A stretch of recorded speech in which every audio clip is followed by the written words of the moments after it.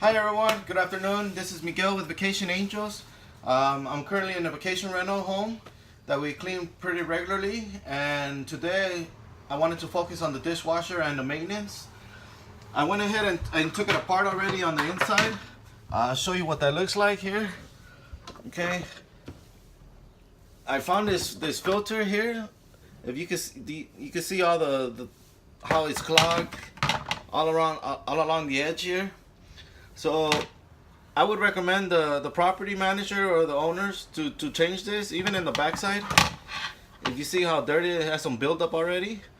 So this is something we need to try and clean every month for optimal use. That way your dishwasher lasts longer and your return on investment goes up as well. Okay? So just wanted to shed light on this and hope you find this very beneficial to you. Okay? Thank you. Bye-bye.